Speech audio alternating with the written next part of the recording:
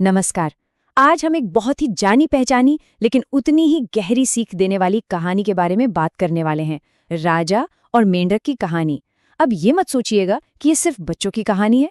अरे नहीं, इसमें शक्ति, विनम्रता और सम्मान के बारे में इतने बड़े सबक छिपे हैं ना कि क्या कहने। तो चलिए मिलकर इसके संदेशों को समझते हैं। तो इस पूरी कहानी की शुरुआत एक बहुत ही बुनियादी सवाल से होती है। सवाल ये है कि क्या असली बड़प्पन किसी के आकार में होता है या किसी की ताकत में?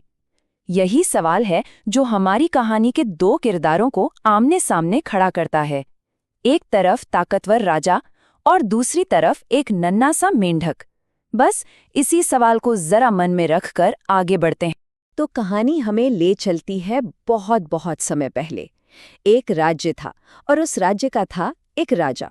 लेकिन ये राजा अपनी अच्छाई के लिए नहीं बल्कि अपने घमंड के लिए मशहूर था। उसे अपनी ताकत पर, अपने खजाने पर, मतलब हर चीज पर इतना ज्यादा गुमान था कि बस पूछिए मत। तो देखिए, कहानी के दो बिल्कुल अलग सिरे हैं। एक तरफ है हमारा राजा, जिसे अपनी ताकत और दौलत का जबरदस्त घमंड है। उसे लगता है, अरे मैं तो कुछ भी कर सकता हूँ। और दूसरी तरफ है एक बेचारा छोटा सा मामूली मेंढक, जो बस अपनी ही दुनिया में खुश है। यहीं से इन दोनों का टकराव शुरू होता है। अब कहानी में एक मजेदार मोड़ आता है। एक दिन राजा साहब शिकार पर निकले और भाई जंगल में रास्ता ही भटक गए। सोचिए, इतना बड़ा राजा जिसके पास इतनी ताकत है, वो प्रकृति के सामने एकदम अकेला और लाचार हो गया। भटकते भटकते वो पहुंचता है एक तालाब के किनारे। अब तालाब के पास पहुंचा तो उसे क्या सुनाई दिया? मेंढक की टर्टर। और राजा का घमंड देखिए, फौरन जाग गया। उसे जरा भी बर्दाश्त नहीं हुआ। वो मेंढक को देख के चिल्लाता है, अरे छोटे से जीव, चुप हो जा।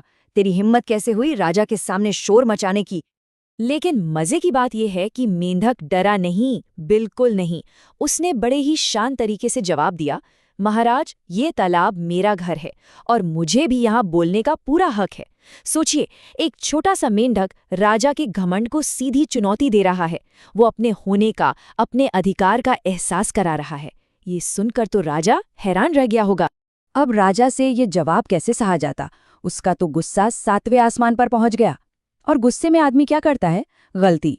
वो मेंढक को पकड़ने के लिए लपका, लेकिन पैर फिसला और धड़ाम सीधा तालाब के अंदर। और यहाँ पता चलती है उसकी सबसे बड़ी कमजोरी। राजा को तैरना ही नहीं आता था। और यही आता है कहानी का सबसे बड़ा, सबसे हैरान करने वाला मोड़। एक अनहोना बचाव। जरा सोचिए, जिस नन्हे से जीव को राजा अभी अभी डांट रहा था, जिसे वो तुच्छ समझ रहा था, वही मेंढक उसकी जान बचाने के लिए पानी में कूद पड़ता है। कहते हैं ना, मदद अक्सर वहीं से आती है जहां से कोई उम्मीद ही नहीं होती। अब मेंढक ने राजा को कैसे बचाया? अपनी ताकत से नहीं, अपनी अकल से। उसने पास में लटक रही एक बेल को राजा की तरफ धकेला। राजा ने उसे पकड़ा और किसी तरह बाहर आ गया। ये एक पल, बस यही एक पल ये साबित कर देता है कि असली बड़प्पन साइज या ताकत में नहीं होता, बल्कि सही वक्त पर सही समझ दिखाने में होता है। तालाब से बाहर निकलने के बाद राजा भीगा हुआ था, शर्मिंदा था, लेकिन आज उसने एक बहुत बड़ा सबक सीखा था। उसके मुंह से जो शब्द निकले वो उसके बदले हुए दिल की कहानी कह रहे थे। आज मैंने सीख लिया कि किसी को भी छोटा समझना बहुत बड़ी गलती है। उसे समझ आ गया था कि उसका सबसे बड़ा दुश्मन तो उसका अपना घमंड ही था। तो आखिर इस कहानी का निचोड़ क्या है?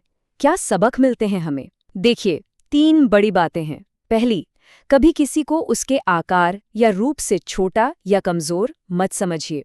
दूसरी बात, हर किसी के अंदर कोई ना कोई अनोखी ताकत होती है, जैसे मेंढक के पास उसकी समझदारी थी। और तीसरी और सबसे जरूरी बात, असली बड़प्पन ताकत दिखाने में नहीं बल्कि विनम्रता में है, दूसरों का आदर करने में है। और यहीं पर यह कहानी हमें एक जरूरी सवाल के साथ छोड़ जाती है। ये हमें अपने आसपास देखने पर मजबूर करती है। तो सोचने वाली बात यह है कि हम अपनी जिंदगी में, रोजमर्रा में, जाने अनजाने में किसकी ताकत को नजरअंदाज कर रहे हैं, सिर्फ इसलिए क्योंकि वो हमारी तरह शायद बड़े या ताकतवर नहीं दिखते। इस पर जरूर सोचिएगा।